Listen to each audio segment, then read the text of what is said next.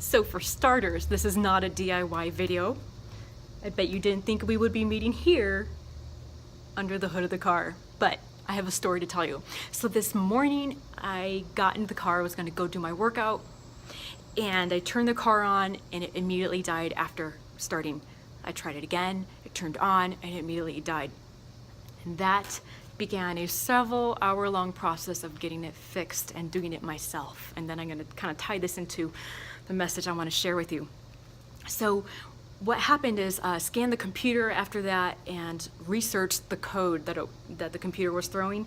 Turned out to be the mass airflow sensor, this guy right here. So with that code and knowing what it was, I started doing more research. Thank you to those YouTubers that do DIY auto repair videos. So I watched some of those and then thought it might be just that I needed to clean this. And while I'm at it, change the engine air filter. I had to ride my bike to the auto parts store about 5 miles away, get the stuff, and come back, try that, and it didn't work. Then that led me to step 2, replace the whole thing. The auto parts store didn't have the part that was compatible with my car. So then my only other option was either to order it off of Amazon, which would take another couple days and not having a vehicle in between then, or go get it from the dealer and pay a little more, but doing the work myself and hope that that is what would fix the problem and that it's not something deeper into the car. So I decided to take that risk. Then that brings me to this second issue. How do I get from my house to the dealer, which was about 10 miles away, one way? So I thought I could ride my bike. That'd be a long haul. I could take an Uber. Or, after doing further research on the internet, I found if you unplug the sensor, you can still chug along. Not a nice thing to do to the car. And that is ultimately what I ended up doing. I unplugged the sensor, the car would still go, but it was very jerky, and it was similar to when you're learning to drive a stick shift and the car keeps lurching forward. It was like that. You know, I couldn't go over 45 miles an hour, and from when I would start and stop, the car would lurch forward. I had to take side roads and turn my hazard lights on. The whole way I was in a panic. I was freaking out, and I didn't know if the new part is what would fix the problem. I got to the dealer, got the part, installed it there in the parking lot.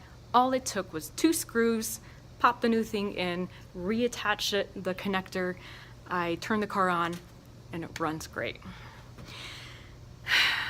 And then, like, the weight was lifted off my shoulders. I want to tell you this story because that's sometimes how life goes and how confidence gets built. You suddenly have some situation put upon you and you are in a panic and you're stressed out and all your coping mechanisms go out the door, and suddenly you have to deal with what is there at hand. For me, I was going through this triage process of, okay, option number 1, I could do this, option 2, this, option 3 is this. And then with each option, there's how much risk, how much cost, and what will work for me. Do I want to spend less on the part and order through Amazon, not have my car for a couple days? What would I lose in terms of not being able to work? Should I get an Uber? What would that cost? So you weigh all your different options, and then you choose the one that you think has the least amount of risk and hope it works. And after it does finally work, you feel so good. You feel on top of the world. You feel like you're the coolest thing because you just triumphed. You summited that mountain. And in this case, the mountain was this thing for me today. And doing it myself and saving what would have been maybe $150, $200 in labor, and the part costing more had I had someone else do it. Just 2 screws, that's it. But anyway, I just thought, what a great metaphor for life, and what a great metaphor for how our confidence is built. Sometimes when we least expect it, when we don't know how things are going to go, and then boom, there's a situation, and you have no choice but to deal with it, but to face it. And then you surpass it, you triumph, you transcend it, and then your confidence increases, and you're like, yeah, I did that. I'm so cool.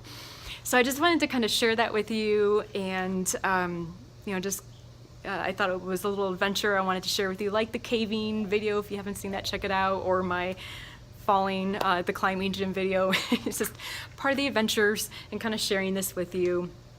and learning from it and seeing how that contributes to growth and your development and feeling better and stronger. Because we all have stuff like this, that goes on and that gets you, out of the blue.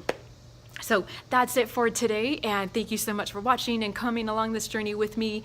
Please like this video if you liked it. Please share on your social media, comment in the comment section below. Would love to hear from you. Thank you so much, everyone. Talk to you soon.